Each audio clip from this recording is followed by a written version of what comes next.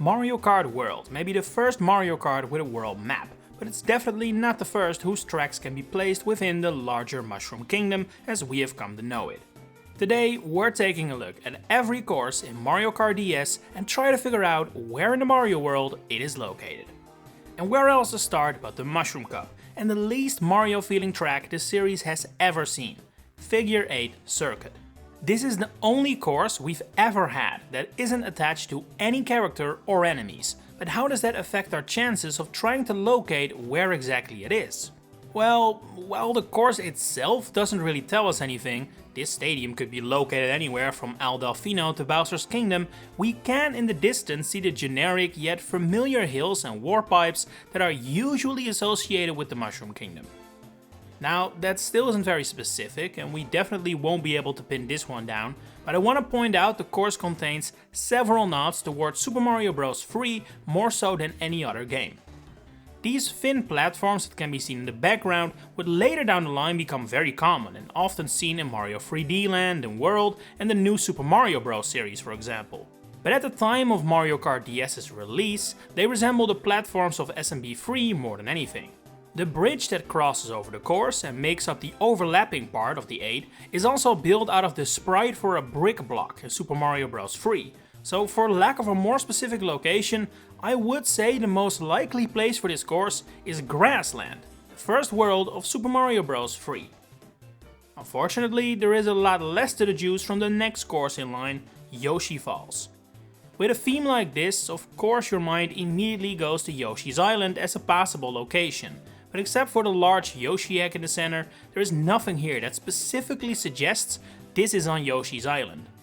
There is nothing to contradict it either, and we have definitely seen courses in the Yoshi series that feature waterfalls, but none really resemble the recognizable circle design of Yoshi Falls. So yeah, I'd call it for Yoshi's Island, but no more to go on than that. Cheep Cheep Beach is another course where the general theme feels very recognizable and placeable, but we have very little actually to go on. This being a beach resort with plenty of tropical elements will make you look in the direction of Al Delfino instantly. This is only further supported by the presence of piantas added in Mario Kart 8. However, on the other hand is the presence of Cheep Cheeps and crabs, with the latter not appearing in Mario Sunshine at all, while Cheep Cheeps look completely different in this game, and thus presumably on Al Delfino in general. Combine this all with the fact that in Mario Kart 8 you can see the lighthouse of Cheep Cheep Beach under N64 Rainbow Road, which we know takes place above the city Toad Harbor is in, as the Princess Peach statue from that course is clearly visible below, and I would be inclined to say Cheep Cheep Beach is actually just a beach located in the Mushroom Kingdom, rather than Al Delfino. Lastly, for the Mushroom Cup, we have the easiest course of them all, Luigi's Mansion.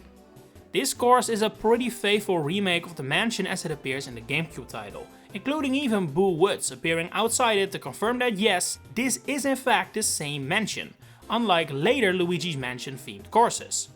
While the inside is of course far from an exact match, care has definitely been taken to ensure it at least somewhat resembles it, with rooms like the foyer and dining room recognizable enough for me to say for certain that this is the same house. Next up, the Flower Cup, and once again we kick off with a track that is modeled a bit too much like Super Mario Bros. 3 to be a coincidence. Desert Hills features the presence of not just the common Pokey, but also the Angry Sun, who drops fire snakes onto the course below, and those last two had at the time of Mario Kart DS's release not been seen again since Mario Bros. 3. Add this to the fact that once again, blocks and pipes appear the same in this course as they did in that game, and I'm confident we're now looking at the second world of Super Mario Bros. 3, Desert Land. Or Desert Hill, as it has also been referred to by official media. It's like they knew. The next course is another easy one to knock out of the park, Delfino Square. Although, if this hadn't been called Delfino Square, and didn't have a giant Pianta statue, I'm not sure people would have recognized it as Al Delfino, since the climate here appears to be a lot more temperate than the tropical one we usually see it in. I guess this is Al Delfino in the winter, huh? But yeah, the website for Mario Kart DS outright confirms this course is located on Al Delfino. And also calls it Mario Kart's equivalent to Monaco, a little kingdom near France.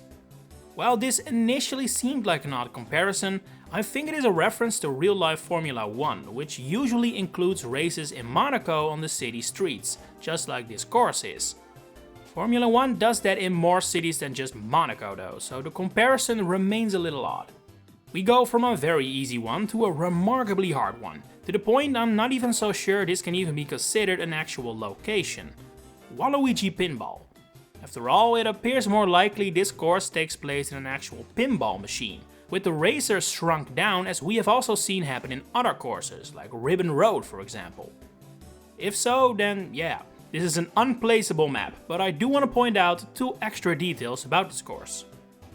First of all, the aforementioned website for Mario Kart DS has a bit of text for this course as well, and while that doesn't help us locate it, it does call Waluigi Wario's sibling, which was at one point the intention, but currently is absolutely not the case anymore, with several games confirming outright they're merely partners in crime. Secondly, Super Mario Party Jamboree's showdown minigame for Waluigi takes place on this very same or a very similar Waluigi pinball table, that seemingly all but confirms this is indeed not an actual location, but instead just a pinball table. Lastly for this cup is Shroom Ridge, which is another very interesting course to look at. The theme of the course makes it easy to tie to several other road-based tracks we've seen in the series, which the website even does, bringing Toad's Turnpike and Mushroom Bridge into the equation as similar courses. However, there is no point in the course where we ever see something that ties in directly to any other course in the Mario series, unfortunately. There is another tie to Super Mario Bros. 3 to be found here. It's definitely smaller than with Figure 8 Circuit and Desert Hills, but it's happening so much in this game that I'm giving it the benefit of the doubt. So, in the distance we can see green hills, and while I doubt that refers to Sonic, the appearance of these hills is nearly completely identical to the ones seen in Giant Land, particularly the way it appears in Super Mario All-Stars. Had the other connections not been there, I would have thought this to be a coincidence, but now I'm thinking it might be intentional. Will the patterns between Mario Kart DS and Super Mario Bros. 3 continue into the Star Cup? Let's find out. At first, definitely not. The cup opens with DK Pass, which is a snowy mountain that appears to have absolutely nothing to do with Donkey Kong beyond the name and the occasional sponsor billboards.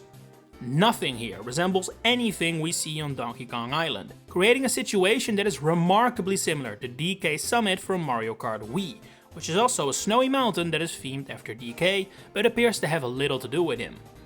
At the moment of writing, Mario Kart World is yet to release, and the course will appear in that game, so we could potentially get new details there, but the way this track has so far been seen, it seems like the only connection you can make is the DK Summit, no more than that. The next course is a lot easier, to the point that just like with Luigi's Mansion, it's kinda in the name. Tick Tock Clock is not so subtly based on the course found in Super Mario 64, and presumably takes place in the same world? Painting? Clock? It's never really confirmed how the worlds of Super Mario 64 work and where they actually exist, but either way, it seemingly found a way to transport a bunch of racers over and juke it out, I guess. Next in line is Mario Circuit, which, like many Mario circuits, has Princess Peach's castle nearby. Now, loyal viewers of this little series will know that just because the castle is there, doesn't always mean it's an actual, real, livable castle. We have so far seen plenty of variants in the series that don't match the surprisingly canon look of Peach's castle.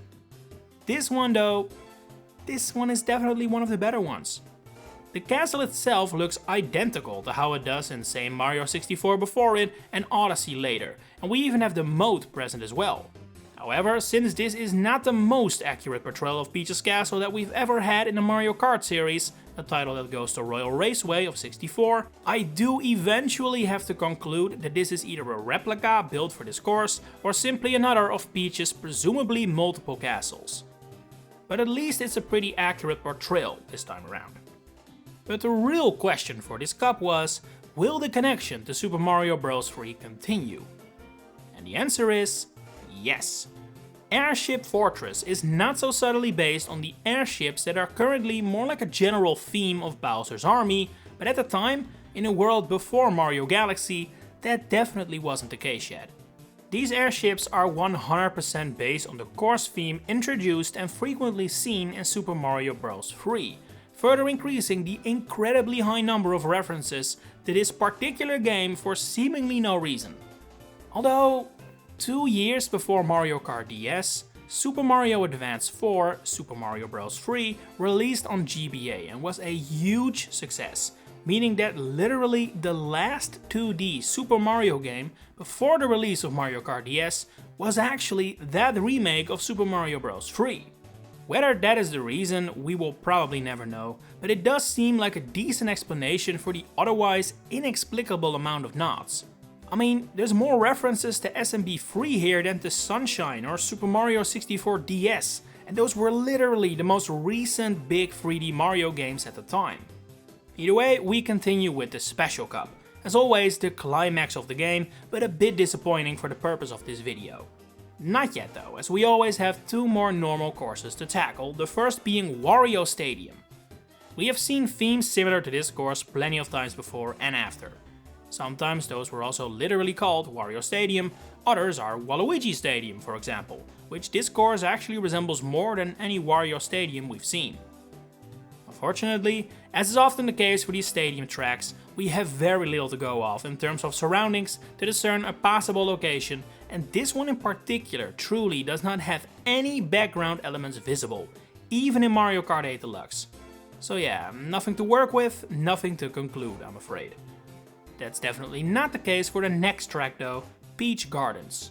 According to the Nintendo Switch News app, this course is set in the gardens of Peach's castle, which appears to check out, but upon closer inspection this building is most definitely not the Peach's castle as we know it.